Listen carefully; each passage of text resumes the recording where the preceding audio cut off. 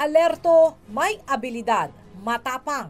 Ito ay ilan lamang sa mga katangian na dapat taglayin ng lahat ng alagad ng batas na sa kahit anumang oras ng pangangailangan lalo't higit sa ngalan ng pagbibigay ng serbisyo ay maipamamalas.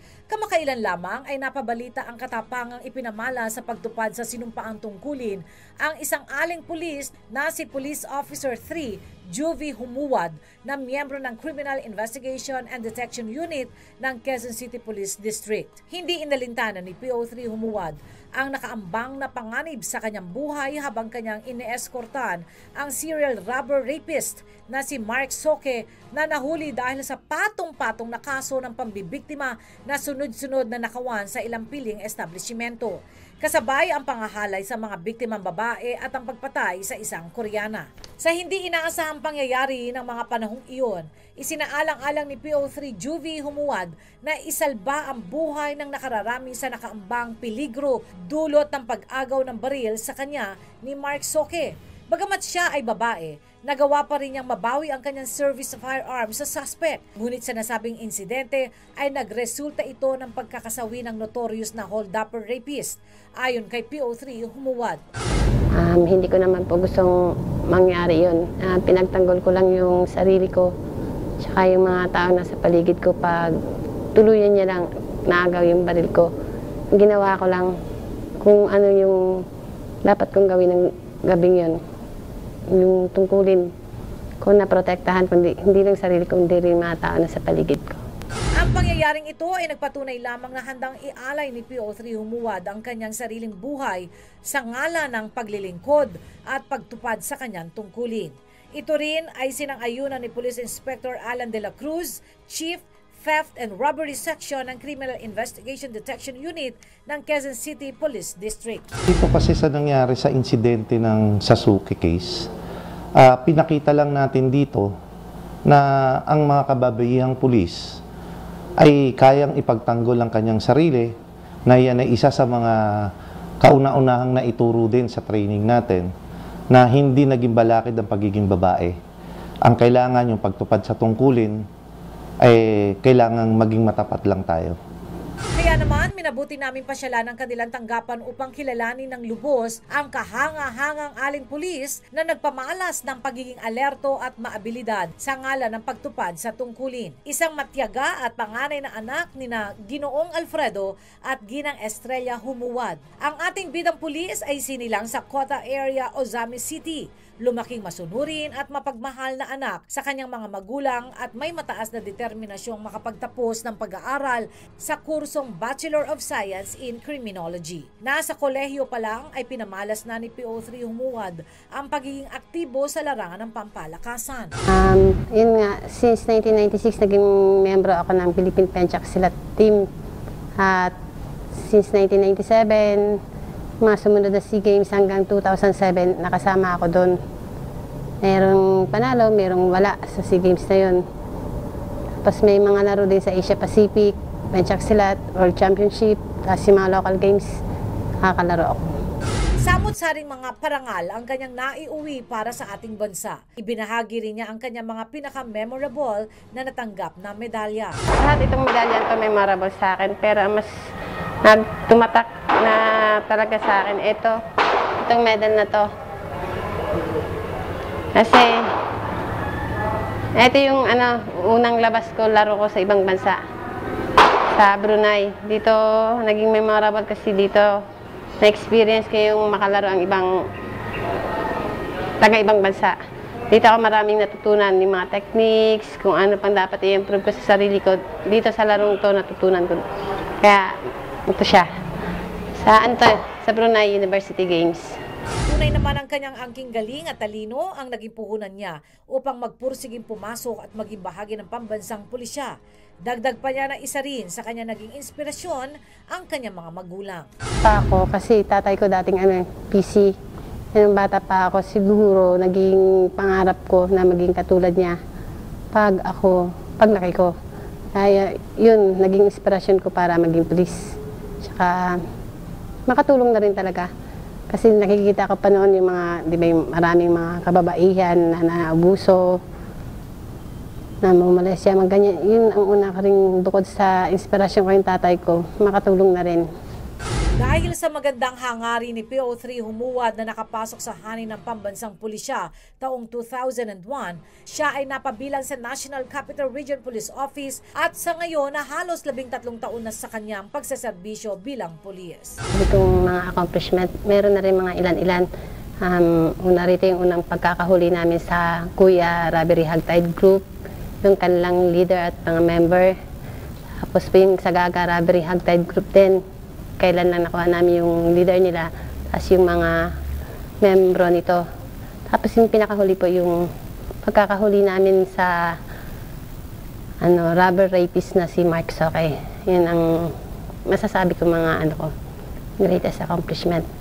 At dahil sa natatanging ambag ni PO3 Humuwad bilang isang aling pulis, pinarangalan siya ni Police Chief Superintendent Joel Pagdilaw, District Director Quezon City Police District kamakailan, katuwang ang lokal na pamahalaan ng Quezon City. Nang aming kapanayamin si PO3 Humuwad kung ano ang kanyang mga natutunan at pinaiiral na katangian at isinasabuhay bilang isang inspirasyong pulis. Ito na isa sa magandang katangian na tinataglay ko, na alam kong kailangan talaga sa PNP, sa isang operatiba, yung pagiging matyaga ko. Yung hindi ako yung tipong mainipin, mahilig ako mag-intay. Kung ano ba yung hanggat hindi pa natatapos yung trabaho, ina-expect ko, lalo na pag may trabaho, hindi ko ina-expect na matatapos agad to sa isang oras, sa magdamagan, mahaba. Ang mindsetting ko pagdating sa pagtatrabaho, kung hanggat maaari, hanggat di natatapos, hindi ko nilalagay yung mindset ko sa isang araw lang, naabot yan ng linggo o buwan. Ayun ang masasabi kong katangian na kung bakit nasa opisina ako. Bukod pa dito, nagbigay naman ng mensahe si Police Inspector Alan de la Cruz para kay PO3 Humuwad. Mensahe ko para kay Juby, ipagpatuloy lang niya yung kanyang tiyaga sa pagtatrabaho, yung sipag, at yung kailangan lang naman natin sa trabaho sa pulis, yung passion natin sa kung ano man yung naging tungkulin natin. At bilang pakikiisa naman at paalala ni PO3 Juvie Humuwad para sa mga kababaihan, nagbigay siya ng payo sa mga nagnanais maging pulis. Ang maipapayo ko sa mga gustong pumasok sa PNP o mga baguhang pulis, maging totoo lang po tayo. Ang lagi pa nating prioridad kung ano po yung nakakabuti para sa karamihan, doon po tayo. Tapos po, lagi lang po natin isa-isip, isagawa at isa puso kung ano man yung sinumpaan nating tungkulin. Saan to serve and to protect. Tapos, yun lang, mahalin natin trabaho natin. At maging determinado na kung anong inumpisahan natin, tapusin natin. Ngayong buwan ng Marso, binabati ko ang lahat ng mga kababaihan. Isang karangalan ang maging tagapaglikod ng mamamayan bilang isang aling pulis. Ito ay patunay na pantay ang karapatan at tingin ng PNP sa bawat kababaihan. Ipagpatuloy po natin ang matapat na pagserbisyo sa bayan. Happy Women's Month po sa lahat ng mga kababaihan. Tunay ngang hindi matatawaran ng ambag ng mga kababaihan sa ating lipunan na ginagalawan lalo't higit sa pagbibigay ng matapat na serbisyo. Silang mga babae ay may pagmamalasakit at pagpapahalaga sa kapwa. Kaya naman, ang aming taus-pusong pagbati sa lahat ng mga kababaihan, ganon din kay PO3 Juvie Humuwad na isang huwaran at inspirasyong pulis. Ang istorya ni PO3 Juvie Humuwad ay magandang kapulutan ng aral at inspirasyon ng ating mga manonood, lalo ngayong ipinagdiriwang natin ang buwan ng Women's Month. Tunay na, Juana, desisyon mo ay mahalaga sa kinabukasan ng bawat isa.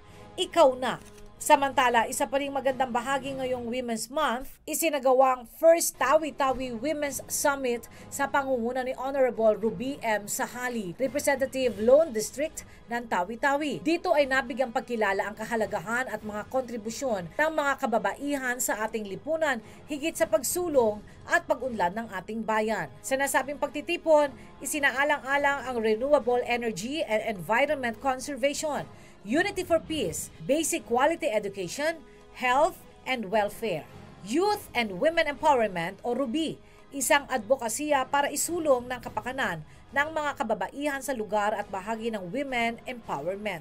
Naging guest speaker sa nasabing summit sina Police Chief Superintendent Juanita Nebran, ang hepe ng Women and Children Protection Center na kung saan ay tinalakay niya ang women's rights and protection. Si Police Senior Superintendent Maria Asuncion Placino, Deputy Director ng Police Community Relations Group na nagbahagi tungkol sa Police Community Relations on Women Empowerment. Kasama rin si Police Senior Superintendent Celso Bael, Chief Information and Communication Development Division ng PCRG, na tumalakay naman sa good practices ng iba't ibang community action teams. Kasama rin si Police Superintendent Christine Bagundol, Assistant Chief ng Administrative and Resource Management Division ng PCRG. Ang nasabing summit ay naging oportunidad din upang mabisita ng PCRG team ang Tawi-Tawi Police Provincial Office upang magsagawa ng lecture at briefing tungkol sa community intervention and information initiatives. Kabilang sa dumalo rito si Police Senior Superintendent Salido, ang Provincial Director ng Tawi-Tawi.